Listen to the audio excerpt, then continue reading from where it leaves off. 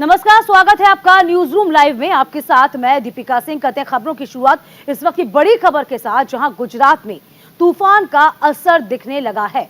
तो गुजरात और मुंबई के तटों पर अब बिपरजॉय का असर दिखने लगा है। तटीय इलाकों में बारिश का जो दौर है वो शुरू हो चुका है। लगभग 30,000 लोगों को सुरक्षित। गुजरात में बिपरजॉय से पहले अब तेज बारिश शुरू हो चुकी है। तो गुजरात मुंबई के तटों पर अब बिपरजॉय का असर लगातार दिख रहा है। जिस तरीके से आपको बता दें कि अरब सागर की ओर से चक्रवात बना और इसमें ये चक्रवात जो है अब अलग अलग क्षेत्रों में जा रहा है। इस बीच गुजरात मुंबई के तटों पर इसका असर दिख रहा है। ऊंची ऊंची लहरें इस वक्त आप देख पा रहे हैं किस तरीके से ऊंची ऊंची लहरें इस वक्त अब बिपरजॉय के असर के कारण दिखाई दे रही है।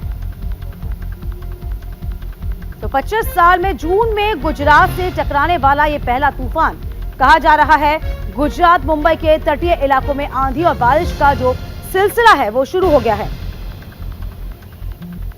तो फिलहाल अरब सागर में जो तूफान उठा है बिपरजॉय, उसके गुजरात के पहुंचने के अब देखिए, ये देखिए तस्वीरें भी सामने आ गई हैं। पोरबंदर की, द्वारिका की, राजकोट की, भुज की, जुहू बीच मुंबई की, वर्ली बीच मुंबई और गेटवे ऑफ इंडिया, इसी के साथ साथ द्वारका लाइट हाउस। इनमें देखिए आप लहरों को देखिए किस तरीके से जो लहरें हैं वो लगातार बढ़ रही हैं।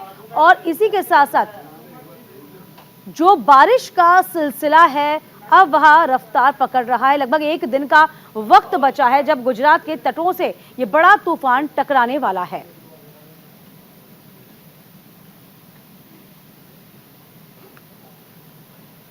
और तमाम जानकारी के साथ हमारे संवाददाता शुभम पांडे इस पूरी खबर पर नजर बनाए हुए हैं। शुभम, देखिए बिपरजॉय का असर दिखने लगा है।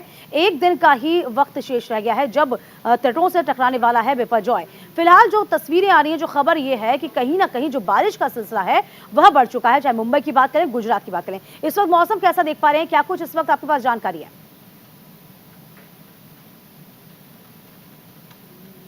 कुछ ही समय बाद यानी 15 से समुद्रों के पास टकराएगा, उसका असर न सिर्फ गुजरात बल्कि महाराष्ट्र, खासतौर पर मुंबई और पालघर दो ऐसे जगह पर है जहां पर इसका ज्यादा असर देखने को मिलेगा। देखिए, आज के दिन मुंबई के लिए और पालघर जिलों के लिए बहुत बड़ा दिन रहेगा, क्योंकि आसमान में की अगर बात करें तो मौसम पूरी तरह से काले बादल जो है मंडरा है, लेकिन हल्की हल्की सुबह का वक्त तो धूप निकल रही है। लेकिन उसके बाद जैसे ये वक्त ढलेगा, दोपहर आएगा, जैसे बिपरजॉय तेजी से रफ्तार बढ़ाते हुए, पैर पसारते हुए तेजी से आगे बढ़ेगा, वैसे वैसे ही मुंबई और पालघर जिले में बरसात होनी जो है वो मानी जा रही है। बीती रात की बात करें तो मुंबई और पालघर के कुछ इलाकों में मूसलाधार बरसात हुई है। इसके अलावा तमाम समुद्र तल को आज पूरी तरह से बंद रखा जाएगा, क्योंकि लोगों को आवागमन पूरी तरह से रोक लगा दी जाएगी। इसके अलावा मुंबई के वर्ली बीच, गिरगांव चौपाटी, जुहू चौपाटी, मरीन ड्राइव, ये ऐसे 4 बड़े वो हैं जहां पर पूरी तरह से एनडीआरएफ की टीम तैनात है। इसके अलावा पालघर जिले में जितने बीचेस उन्हें पूरी तरह से बंद कर दिया गया है। तो ऐसे में आज का दिन बेहद भारी है और शाम के वक्त से, दोपहर के बाद से ही ये बिपरजॉय तेजी से जब गुजरात की ओर आना शुरू होगा, तो ऐसे में कयास ये लगाया जा रहा है कि तेज बरसात और तेज हवाओं के साथ ये गुजरात और पालघर में असर दिखाई देगा। देखिए, यहाँ पर सबसे ज्यादा खतरा जो तेज हवा के चलते जो नुकसान होने की उसकी बात कही जा रही है। इसके अलावा बाढ़ का भी टेंशन आ रहा है, क्योंकि जिले हैं जो बाढ़ की चपेट में आ सकते हैं, क्योंकि तेज रफ्तार के साथ जब हवा बहेगी तो कहीं ना कहीं आप अंदाजा लगा सकते हैं कि कितना कहर बर पाएगा बिपरजॉय। तो गुजरात के कुछ हिस्सों में इस वक्त मूसलाधार बरसात हो रही है। कुछ घंटे बाद मौसम विभाग की जानकारी के अनुसार कि पालघर और मुंबई में भी बरसात होने की संभावना कुछ देर बाद जो है वो मूसलाधार हो सकती है। जी बिल्कुल, लेकिन देखिए जिस तरीके से बिपरजॉय के बारे में कहा जा रहा है, ऊंची ऊंची लहरें हम देख पा रहे हैं, तस्वीरें भी दिखा रहे हैं कि इसका बड़ा असर हो सकता है। लेकिन आपको याद होगा 1999 के बाद से जिस तरीके से बहुत खतरनाक उस वक्त चक्रवात आया था, बहुत बदलाव यहाँ पर सिस्टम में किए गए। ठीक है, तब 50,000 लोगों के मारे जाने की सूचना थी, लेकिन अब जैसे जैसे चक्रवात आता है, 58 साल में ये कहें कि तीसरी बार ऐसा चक्रवात आ रहा है जो कि गुजरात के तटों से टकराएगा। लेकिन हमारे जो सिस्टम्स हैं शुभम, वो अब ज्यादा मजबूत हो चले हैं, क्या माने?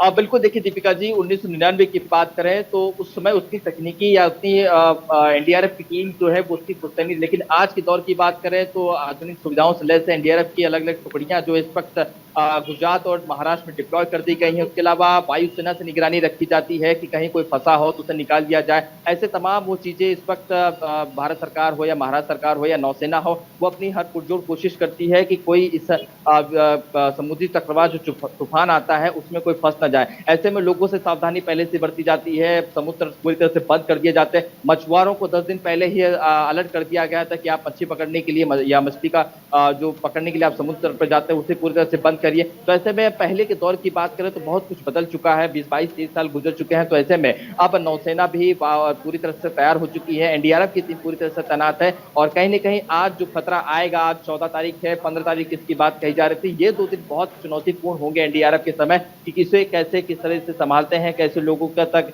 जो जान जाती है उसे बचाया जा सके। लेकिन जिस तरीके से पूरी तैयारी हो चुकी है और अब जिस तरह से समय बीतता जाएगा वैसे ही टेंशन भी बढ़ती जाएगी कि बिपरजॉय किस तरह से, किस रूप में, किस हालांकि सुरक्षा व्यवस्था बहुत चाक चौबंद रखी जा रही है। हम यूं कहें केंद्र भी इसमें पूरी सक्रियता दिखा रही है। गृह मंत्री अमित शाह ने भी बड़ी बैठक की है, प्रधानमंत्री मोदी भी इस पूरे मामले पर नजर बनाए हुए हैं।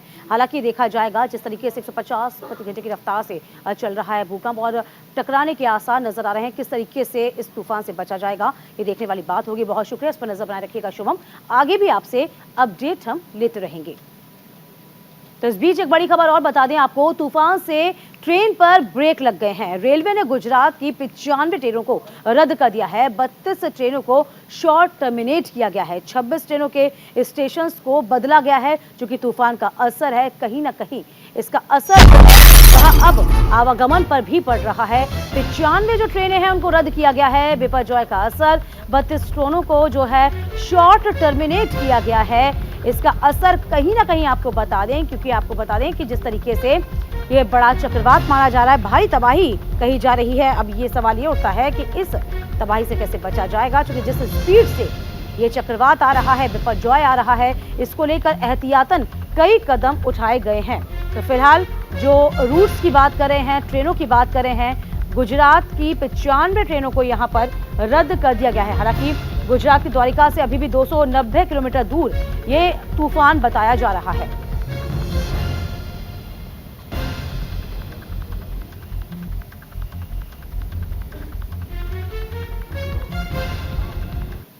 चलिए अब जरा जान लीजिए ये तूफान जो है इनका नामकरण आखिरकार कैसे होता है, जो कि सभी के मन में इस बात को लेकर भारी कौतूहल होता है। तो आपको ये बता दें कि बंगाल की खाड़ी और अरब सागर में लगभग हर साल चक्रवाती तूफान आते हैं। साल 2000 में विश्व मौसम विज्ञान संगठन के 8 देशों ने तूफान का नाम रखने का फैसला किया, जिसमें Bharat, Bangladesh, Maldives, Myanmar, Oman, Pakistan, Sri Lanka, Thailand शामिल है। ईरान, कतर, सऊदी अरब और यूएई और यमन को साल 2019 में शामिल किया गया। इन 13 देशों ने चक्रवात तूफानों के नाम रखने के लिए एक सूची बना रखी है। अगले 25 सालों तक इसके लिए इन देशों ने चक्रवात तूफान को लेकर नाम तय कर रखे हैं। भारत की ओर से गति, तेज, मुरासू, आग, नीड, प्रभंजन, घुर्नी, अम्बुल, जलाधि, वेग नाम दिया गया। तूफान का नाम ये क्या रखा जाएगा, ये इसकी गति पर निर्भर करता है। जिस तूफान की गति कम से कम 65 किलोमीटर प्रति घंटा होती है उसका नामकरण होता है। जिस तूफान की गति 118 किलोमीटर प्रति घंटे से ऊपर होती है उसे गंभीर श्रेणी में माना जाता है। जिस तूफान की गति 221 किलोमीटर प्रति घंटा होती है उसे सुपर चक्रवाती तूफान कहा जाता है। तो कुल मिलाकर देखा जाए इस तरीके से तूफानों का नामकरण होता है। लगभग 13 देश जो हैं एशिया के इसमें शामिल किए गए हैं। तो फिलहाल तूफानों का नामकरण हो रहा है और इसी के साथ साथ आपको बता दें लगभग 21 साल तक इनके तूफानों का नामकरण हो चुका है, जो उनकी रफ्तार पर निर्भर करता है। तो बंगाल की खाड़ी, अरब सागर में आपको बता दें हर साल चक्रवात बढ़ते रहते हैं, लेकिन इनका जो नामकरण होता है इनकी स्पीड की अकॉर्डिंग होता है। चलिए अब ये देखिए कि किस तरीके साल 2014 में चक्रवात आया था हुदहुद, भारत में 124 मौत हुई थी और साल 2017 में चक्रवाती ओखी ने भारत में 14 मौतों की खबर आई थी। साल 2018 की बात करें, चक्रवात तितली जिसमें मौतों की संख्या भारत में हुई थी 20। साल 2019 में चक्रवात आया था फानी, जिसमें 89 मौतें भारत में हुई थी। इसी के साल 2020 में चक्रवात अम्फान, जिसमें भारत में 128 लोगों की मौत हुई थी। साल 2021 में ताउते ने 13 लोगों की मौत सामने आई थी। 22 में आया था आसानी तूफान, जो कि भारत में 3 मौतें हुई थी। अब 2023 में बिपरजॉय का असर देखा जा रहा है, ये दस्तक दी गई है। साल 1991 की बात करते चक्रवात गोर्गी और बांग्लादेश में लगभग मौतों का आंकड़ा बहुत ज्यादा था।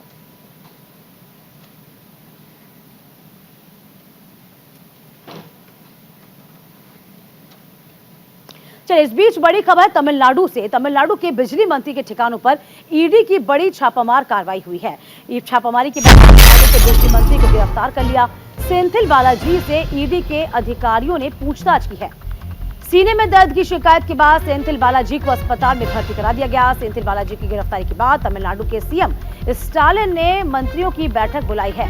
मनी लॉन्ड्रिंग मामले में कार्रवाई और डीएम के नेता तमिलनाडु के बिजली मंत्री सेंथिल बालाजी के ठिकानों पर ईडी की छापामार हुई है। और इसके बाद जिस तरीके से इनको जब कस्टडी में लिया गया था तब कहा गया है कि यहाँ पर उनको दर्द हुआ सीने में, इसके बाद उनकी दशा भी यहाँ पर दिखाई गई। तो फिलहाल हम आपको बता रहे हैं, ईडी की कार्रवाई के दौरान सेंथिल बालाजी के सीने में दर्द हुआ, इसकी शिकायत हुई थी। इसके बाद उन्हें ओम दुरार के सरकारी अस्पताल में भर्ती करा दिया गया था। छापा तमिलनाडु की राजधानी चेन्नई में स्थित सेंथिल के घर के अलावा उनके पैतृक निवास करूर में भी मारा गया। सेंथिल की गिरफ्तारी के बाद डीएमके के एक्टिव हुआ है। पार्टी ने उनकी गिरफ्तारी को असंवैधानिक बताते हुए कानूनी लड़ाई लड़ने की बात कही है। डीएमके ने बीजेपी पर निशाना साधते हुए कहा कि उनकी पार्टी भाजपा को डराने धमकाने की रणनीति से प्रेरित नहीं होगी और न ही इससे डरेगी। इस बीच राज्य के मुख्यमंत्री एमके स्टालिन ने अपने घर पर वरिष्ठ मंत्रियों की बैठक बुलाई है। इस मुद्दे पर स्टालिन कानून की टीम के साथ भी बैठक करने वाले हैं। सेंथिल की गिरफ्तारी के बाद राज्यसभा सांसद एनआर एलंगो का ये बयान आया। उन्होंने कहा है कि सेंथिल को ईडी ले गई है, हमें नहीं पता कि उन्हें कहां ले जाया गया है। बता दें कि कुछ समय पहले ही सेंथिल के ठिकानों पर आयकर विभाग के अधिकारियों ने भी रेड की थी। तो फिलहाल तस्वीरें देखिए उस वक्त की हैं जहां पर सेंथिल को सीने में दर्द की शिकायत हुई है, उनको कस्टडी में यहां पर लिया गया था। इसके बाद उनके आंसू किस तरीके से निकल रहे थे, ये तस्वीरें साफ तौर पर सामने आई हैं।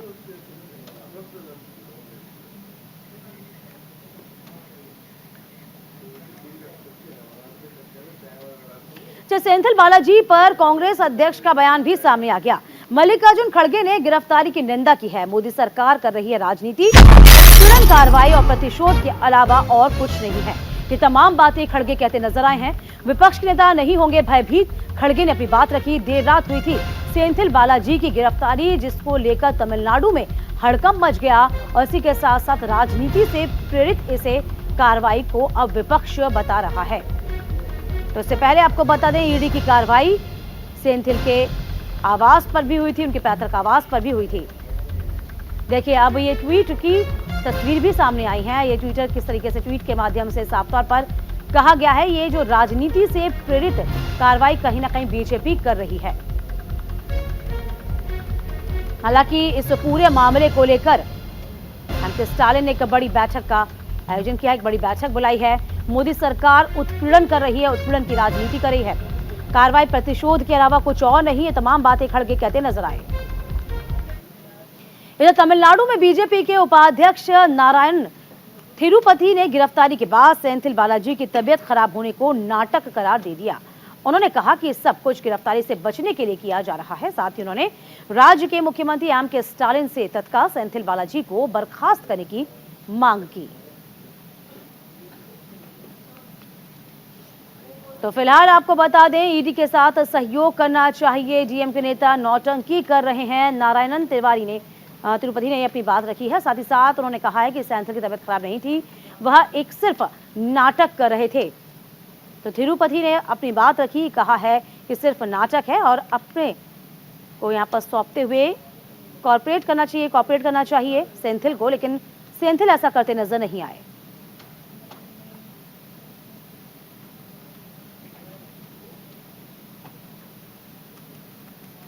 by DMK, and this is Dravida model as told by Mr. Stalin. The Enforcement Directorate called Senthil Balaji for interrogation. It is the duty of a minister. He is a minister. He is not an ordinary person. He is a minister. He should cooperate with the Enforcement Directorate, the law enforcing authorities. You cannot take law into your hands, including the Chief Minister who are supporting him. We need to understand that Mr. Senthil Balaji is accused of taking money for jobs. इधर आज हरियाणा बंद का ऐलान होगा। सुबह 10 बजे से शाम 4 बजे तक हरियाणा बंद रहेगा। दिल्ली में दूध सप्लाई नहीं हो पाएगी। ब्रजभूषण की गिरफ्तारी समेत 25 मांगों को लेकर हरियाणा बंद का आह्वान किया गया है। सुबह 10 बजे से शाम 4 बजे तक हरियाणा बंद रहेगा। तो दिल्ली में दूध और पानी की सप्लाई से न होने से लोग परेशान भी नजर आएंगे। तो लगभग तमाम मांगों को लेकर ये बड़ी खबर सामने आ रही है। हरियाणा बंद का ऐलान किया गया है।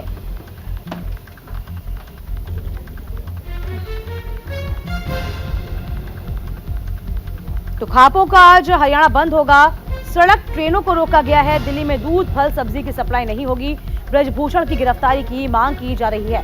तो भारतीय कुश्ती संघ के पूर्व अध्यक्ष ब्रजभूषण शरण सिंह की गिरफ्तारी और कर्ज माफी सहित कई मुद्दों को लेकर खाप पंचायतों की ओर से आज हरियाणा बंद का ऐलान किया गया है।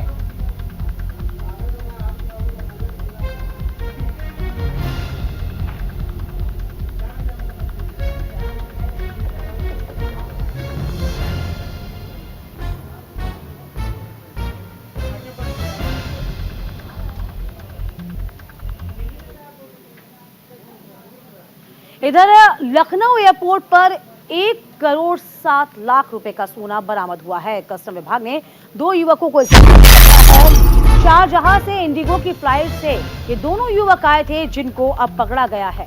कस्टम विभाग ने 2 युवकों को सोने के साथ गिरफ्तार किया है। बड़ी खबर, जहां शारजहां से इंडिगो की फ्लाइट से दोनों युवक आए थे, जिनको गिरफ्तार किया गया। लखनऊ एयरपोर्ट पर 1 करोड़ 7 लाख का सोना बरामद किया गया।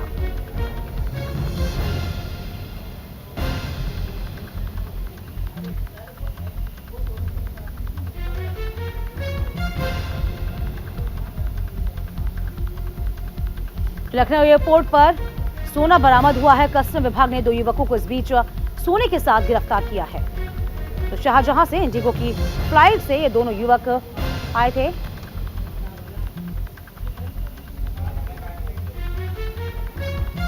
तो शाहजहां से इनको गिरफ्तार किया गया। तो सऊदी से इनको गिरफ्तार किया गया। सऊदी से ये लोग दिल्ली की ओर आ रहे थे। इस बीच पश्चिम बंगाल से बड़ी खबर होगी, जहां पश्चिम बंगाल से पंचायत चुनाव की तारीख बढ़ाने से हाईकोर्ट का इनकार है। केंद्रीय बलों की तैनाती पर हाईकोर्ट का बड़ा आदेश। जहां हिंसा वाले जगहों पर केंद्रीय बलों की तैनाती हो सकती है। 15 जून तक नामांकन दाखिल करने की आखिरी तारीख मानी जा रही है। 8 जुलाई को पंचायत चुनाव के लिए वोटिंग होनी है। तो फिलहाल आपको बता दें कि पंचायत चुनाव को लेकर केंद्रीय बलों की तैनाती को लेकर हिंसा वाली जगहों पर अपनी बात रखी गई है। हाईकोर्ट ने चुनावों की तारीख को बढ़ाने से अब इनकार कर दिया है। 8 जुलाई को पंचायत चुनाव पर वोटिंग होनी है। पश्चिम बंगाल से बड़ी खबर है, क्योंकि इस पूरे मसले पर कल हाईकोर्ट में सुनवाई होनी थी कि तारीख को आगे बढ़ाया जाए, लेकिन ऐसा हो ना सका। केंद्रीय बलों की तैनाती उन जगहों पर की जाएगी जो हिंसा से प्रेरित थी, जहां पर हिंसा फैली थी। उन जगहों पर अब सिक्योरिटी हाई रखी जाएगी। तो 15 जून तक नामांकन दाखिल करने का अंतिम दिन। 8 जुलाई को पंचायत चुनाव के लिए वोटिंग की जानी है। तो पश्चिम बंगाल से बड़ी खबर है, हिंसा वाली जगहों पर केंद्रीय बलों की तैनाती होगी।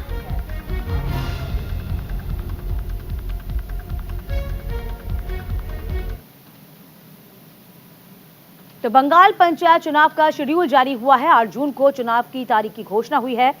15 जून नॉमिनेशन का आखिरी दिन निर्धारित किया गया है। 8 जुलाई सिंगल फेज में वोटिंग होनी है। 11 जुलाई पंचायत चुनाव के नतीजे सामने आ जाएंगे। हालांकि जिस तरीके से हिंसक वारदातें सामने आ रही थी, कहा जा रहा था कि इस जो पंचायत चुनाव की डेट है उसको आगे बढ़ाया जाए। हाईकोर्ट में भी बात पहुंची थी, लेकिन हाईकोर्ट ने इस बात को टाल दिया। कहा कि जिस जगह हिंसा फैली गई थी उस जगह भारी मात्रा में सुरक्षा बलों को तैनाती की जाए, केंद्रीय बलों की तैनाती की जाए, लेकिन पंचायत चुनाव अपने निर्धारित वक्त में ही पूरे होंगे।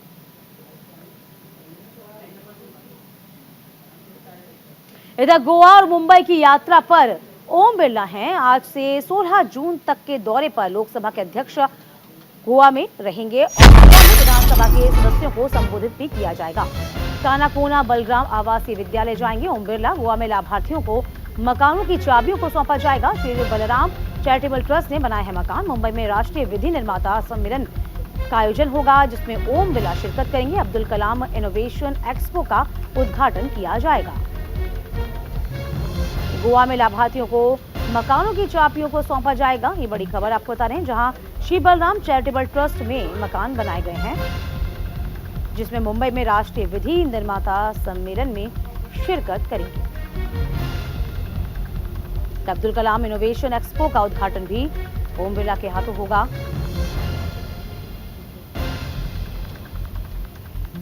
तो गोवा और मुंबई की यात्रा पर ओम बिरला इस वक्त हैं। इस बीच 16 जून तक दौरे पर रहने वाले हैं लोकसभा अध्यक्ष ओम बिरला, जहां पर विधानसभा के सदस्यों को संबोधित किया जाएगा। कई कार्यक्रमों में वे शिरकत करेंगे। अब्दुल कलाम इनोवेशन एक्सपो का उद्घाटन उनके हाथों होगा। कानाकोना बलराम आवासीय विद्यालय भी ओम बिरला जाएंगे।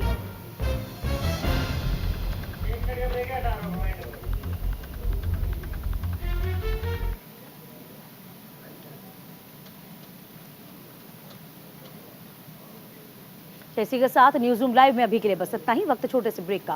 ब्रेक के उस पार भी खबरों का सिलसिला लगातार जारी रहेगा।